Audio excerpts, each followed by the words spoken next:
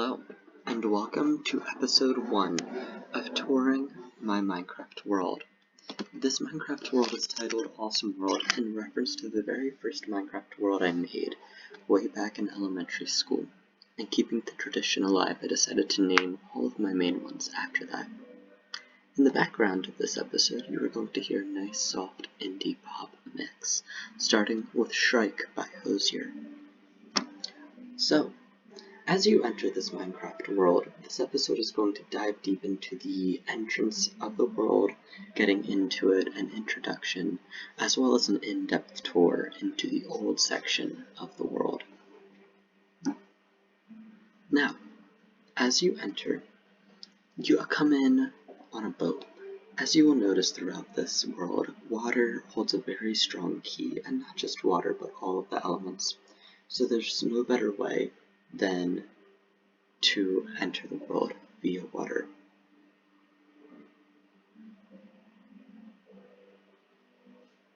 So, now moving on. You come in on this lovely boat and are met by this island. As you turn around, the first building you are met with is the transit building. So this is almost, it's the documentation building. There is just free roam in this world, but it still is nice to be greeted by something. This building sets the tone for what you are about to see in this world, and especially in the old section of the world. It is met with great large windows. Most of the building is composed of windows. Then you're met with 3 large towers spanning the same architectural style as you'll later see in the rest of the world, with some of the same motifs that you'll see in the rest of the world, and with those sea lanterns, providing both light but also diversity in the blocks that you'll see. Now, I would like this building to look very transparent, not really hiding anything for what you're about to see. I want you to almost look through it and use it as a lens to view this world. Let's enter. Now, in all of the buildings, I like to follow a simple marking strategy. So there will be a sign that is the name of the building, the date it is completed, and in some of the newer buildings, the time that it took to construct. This building was completed on October 12th of 2019, and it's the port building. Let's look at the floor now. So as you can see, the floor follows a very simple pattern of the quartz pillar blocks and then the quartz or ornamental blocks. And it still follows this very grandiose and simple pattern. And then you get very large ceilings and you can see the roof. In my earlier buildings, a lot of them lack an interior design, as I was still trying to find a grasp for who I am as a builder. And at the time of building this, I was more of a externally focused and architecturally designed.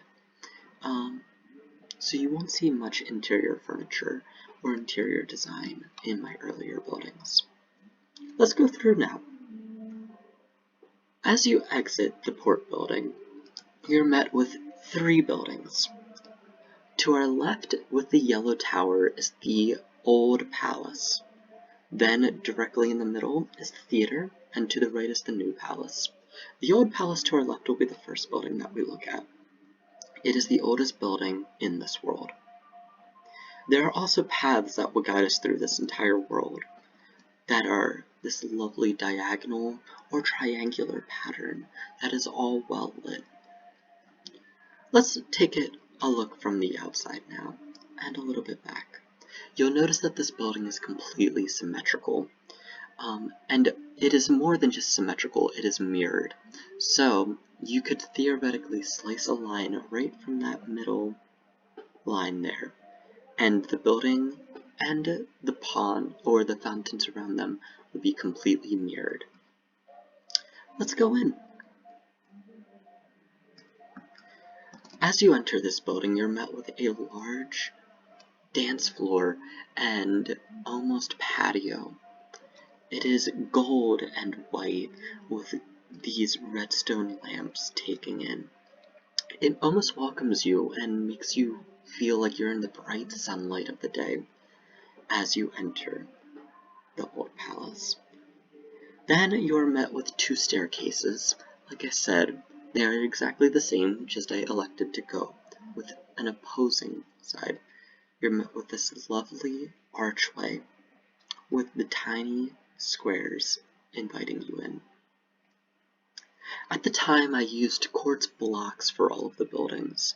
I did this because I wasn't sure how I felt yet about the smooth block, and I like the idea that you can see each individual block. This would later change, and you'll notice that change. Let's look off to the side now.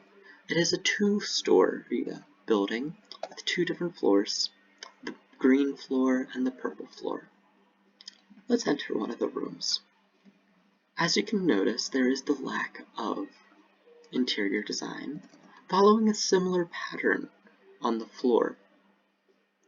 Then you notice there's these large chapels or towers, and then you are met with the dark wood accents. Then there's the second floor room, which is really just a balcony for this room. It also is noted with the large windows and open feeling that the port building also had. A key note with all of the palace floors in the Old Palace is each room's lights can be turned on and off to give the desired ambiance. Now on to the next room. This room also has a balcony and is another oddly shaped balcony, but gives you a view past these large flying buttresses into the gardens and a theater. One thing I want to point out is this wall here. This wall, while completely made up of quartz, has a lovely floral design where you see the stem and the leaves denoted by the ornamental blocks and the quartz pillars. Once again, you can turn the lights on and off with the flip of a lever. Now let's go into my bedroom. The first room in my bedroom you'll meet is the library, a very simple and elegant library with the light switch over there and a very floral floor. Now onto my bedroom itself. Once again, there is a lack of interior design, but you'll see my simple attempt at a bedroom with two heads as well as flowers around them, with windows that look out into the world and the gardens. This is also where you'll find the construction. The Old Palace was built on August 9th, 2019. You'll notice that the Old Palace was actually built before the port building, and that is because I wanted to build a palace first, so then we could replicate its themes later into the buildings. This is the first building of the Minecraft world, and will set the theme and the tone for the rest to follow. Now let's enter the last room. This is the Grand Ballroom, so as you enter it should feel very light, but still earthy and connected. You'll notice that there's a large reflection pool that is the exact same size as this part of the semicircle, noted by trees lining it. That leads you into the rest of the palace grounds. Going back to that earlier theme of light and sunlight, you'll notice that there are suns on the floors, as you should be once again dancing and basking in its rays. What I love most though is looking at it this way. You'll see that there are two large stairways. This is meant as a large entrance space and a grand entrance, also as it gives you a direct look through the palace. Let's continue on to the next building. And we are going to follow my buildings in the time that I made them from here on out. So, we follow the paths. You'll notice more waters and reflection pools. You'll notice more intricate gardens. Now we're going to make a left here and go to the theater. The second building that I ever built was this theater. I was thinking, what in my perfect world would I want to have after a palace? A theater. So it is a very classical and European styled theater with large pillars and windows. It feels almost though it is straight from Greece and the classical theaters. We're met by a circular or oval entrance. And we're in the lobby. The lobby should feel very clean and sleek with harsh angles that want to welcome you and push you into the theater. You have the ticket booth and guest services here, and then you have staircases leading you up to the balcony. Let's enter. And you are now in the stage. The stage is the largest stage in this world, with 3 main sections. You have the right wing, the left wing, and center stage. There's also a balcony for this area. Now the lights are dimmed, so you can't see. But let's go turn on those lights. You have to enter the ticket booth, and then go through to the lighting booth. The first thing I'm going to do is turn on the lights for the theater and seating area. And now we can see the seats. Now what is very interesting about this building is each section of the lights on the stage are controllable. So, if you notice, that switch right there turns on the back left wing. Then we can turn on the top of the lights, or even farther up, which you actually cannot see from the lighting booth. Now there are more lights too, where you can't see it, but that turns on the wing over there. Oops. Or we can turn off center stage. And then what I love, I guess we'll turn this light off over here too, is you can turn off the front side. Just the very front, or if you don't want to have both switches on, you can turn them all on at once. Now, to turn on the balcony lights, you actually have to go up the stairs and flip the switch right here, and now there are lights throughout the balcony. Let's take a look at the theater again, now that it's all lit up.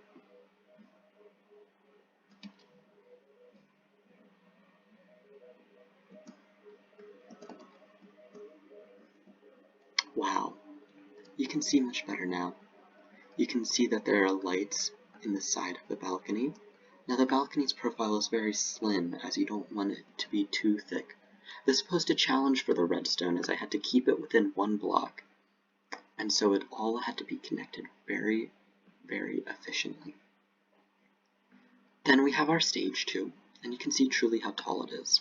You'll notice for our top here that the redstone lights are actually set 1 block deeper. That is to allow you to place stained glass panels in front of the lights. What that allows is for you to change the hues of the lights that are being used. Now you can't do that with the bottom and the front except for the very back, and that's because I didn't want to have to rebuild a back wall every time I wanted to change the mood. Instead, all I had to change was some simple stained glass panels. You can also go into the back wings. Now the wings are darker to hide all of the workings and wirings, but you can get a better grasp at what went into building this.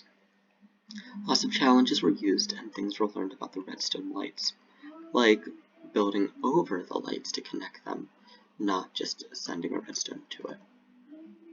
You can also go underneath the stage here in case you need any maintenance, and here you can see all of the wirings used. Everything is color-coded to the block that you are seeing in the light booth, and to the lever that the concrete block is on. This is what took the longest part of building this building. The architecture itself did not take very long. Now, let's head into the new palace.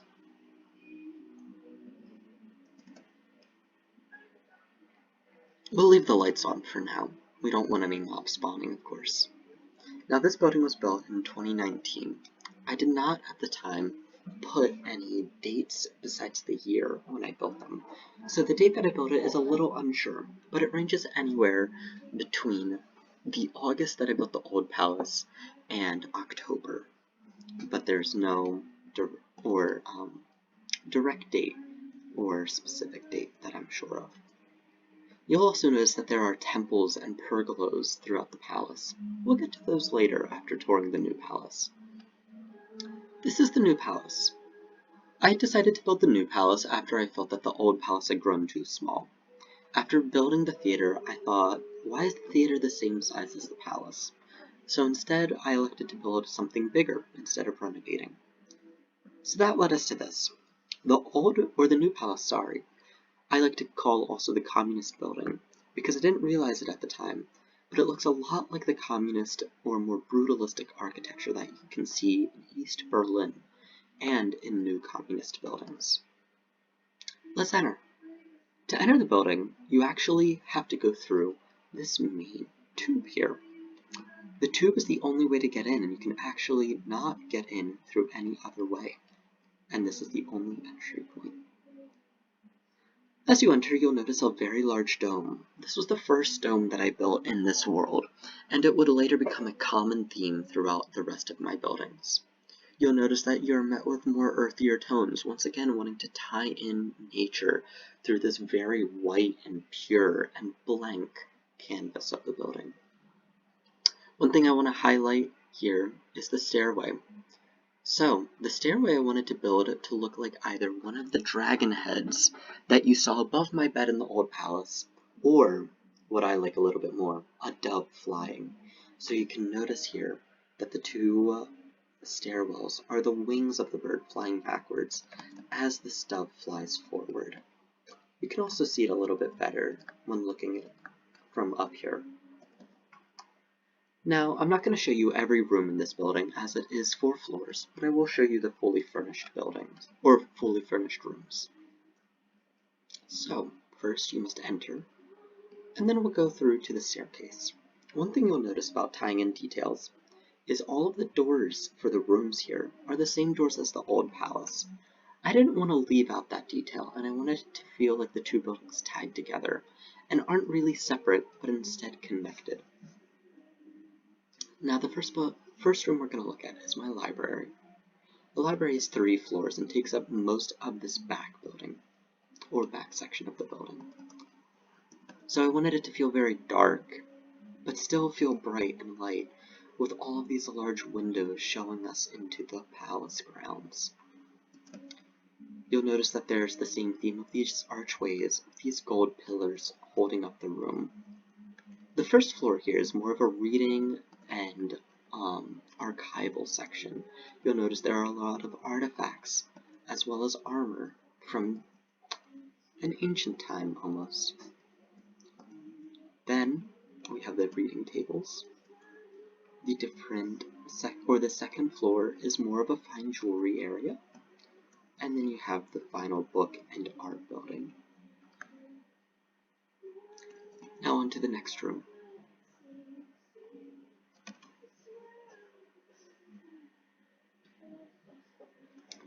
The other fully furnished room is my bedroom, which should be down here. Yes, here we are. So, you will see a larger living room area. This is to host small gatherings or hangouts. And then you go through this wall and are met with a single bed. This is my bedroom for the moment, but once I start fully furnishing the other rooms, my room will later change, as this is one of the smaller rooms in the palace. Now, the final room that is complete is the ballroom. So on both sides of this building, in the front of what I consider the horseshoe, they are ballrooms or dance floors. As you can see, I think that ballrooms are very nice to have and elegant staples for a palace. You have 2 completely symmetrical chandeliers, and you'll notice that the armor above follows a simple pattern. Now, that is the final thing, is there is a small balcony for viewers who don't want to dance to look down and view those dancing. That completes the tour for this section of the building. I will go through the staircase once again, and we'll go up a floor so we can go through the bridge that connects the 3rd floor to the main hallway chamber. If you look out into the courtyard, you'll notice some flowers and fountains. The door to enter the courtyard is actually in the back by the head of the dove. Then there are also 2 kidney bean shaped fountains that are on either side. This building was also completed in 2019. Once again, the date is a little unspecific, but it follows shortly after the construction of that. You can see this part was met with large and quick buildings that are on the more intricate side, but focuses more on the exterior than the interior. This allowed me to build them a lot quicker than the other buildings would. Now for the final section of this episode, let's view the gardens. So, most of these gardens are original to the time period of building the old palace. I'm not going to spend most time or a lot of time on describing these gardens, but I will dive a little deeper into these two pergolas. So, as we go, you'll notice that this pergola is different than the others. It has fire on top, and that's because a lot of my gardens are inspired by the French chateau style and French gardens, specifically at the Palace of Versailles. The architects and the landscapers of the Palace of Versailles designed these ornate gardens both as a staple of, wealth, but also as a staple of controlling the elements. So in traditional French gardens, you're going to see the three elements play out of this theme of fountains and water, air, which surrounds us and typically is more identified as trees, and finally fire, which you can see here. So this was my play on controlling fire, and I wanted it to feel like a cup or a gauntlet being held up by these large pillars, and a place where you can stand at and see all of the buildings as well as the nature. One thing that's unique with the Old Palace is the use of colors. This is the one place where you will see large amounts of colorful flowers used, and is in fact the only place in my gardens where flowers are used. You'll notice they are all in pots, and that's because when you place a flower down using Minecraft, it can be placed anywhere in the one block and isn't dead center in the middle. So to create the fine lines you have to use pots, but that does dull the color. And I will later go on to decide to not use flowers again, or pots, as I feel you view the pot more than you view the flower. Now this is a take on an Italian garden, where Italian gardens are noted by their key shapes and their quadrilateral layout. So you'll notice 4 identical gardens being placed with fountains in the middle. Then there's one long garden over here, once again noted by the pots and the flowers. And then I started experimenting with taller, more than 1 block tall gardens. There are paths that bring you over to the waterway, so you can look at the reflection pool. And one thing that I think is a nice small little gesture is if we go to this spot over here, the path leads us to a beach, and you'll note sandstone instead of sand. It's because this is a private beach. At the time of construction, the beach was constructed before the theater or any of the other buildings had been built, and before any of these other buildings, which we'll get to in a later episode, were built. And at the time, this was a large mountain, almost as tall as that building over there, and so it felt very secluded and natural. Now that has since changed, and you can note that all of it feels much more controlled and built up now, which I still like, and I still like the idea of this private beachway. Let's continue on to the other side.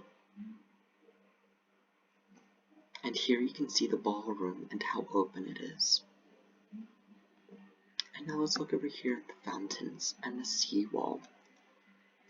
Now, I didn't want to landscape, or didn't think when my attempts at landscaping were done, it never looked good, so I decided to build a simple seawall to control the water. I do have all of this world on the very same block level, and I oftentimes destroy large amounts of forests and mountains to build it. But the one thing that I decided not to destroy is the riverways. So they are minimally changed, and I like to keep most of their natural shape. So with that said, no rivers in this world have been filled in or built over, and instead I built around them. So, another thing I want to note is these trees. If you notice, the trees are all exactly the same. That was not done through placing a spawn seed or anything, but instead I decided to build each one of them by hand to get the perfect tree built. And it also ensures the best artistic view. Now let's travel on to the next side of the gardens. These gardens were completed at a later date, as I struggled very heavily with how to build them and what to build. So they were completed far after the old palace and this section of my world was built. But you can see they're very nice, and you can see in my newer architecture, or in my newer designs, the use of the spruce blocks, not just the acacia blocks. Now I did use the acacia blocks when building them because I felt out of all of the tree blocks and the leaf blocks that Minecraft offers, the acacia offers the fullest bush-like feel, which the others just simply don't offer.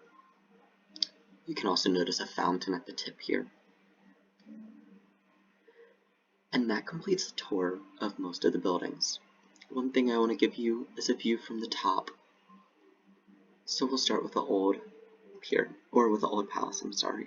You can see the flying buttresses and this original U-shaped design met with that curved semicircle.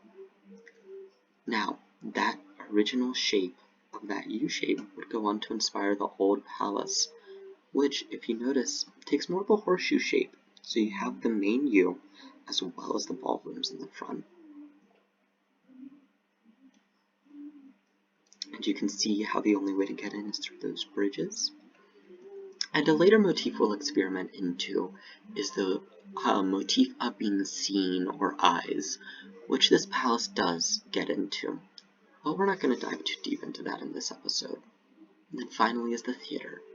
The theater does not take a very great shape from the sky, but the exterior has lovely details put into them with this idea of the pillars.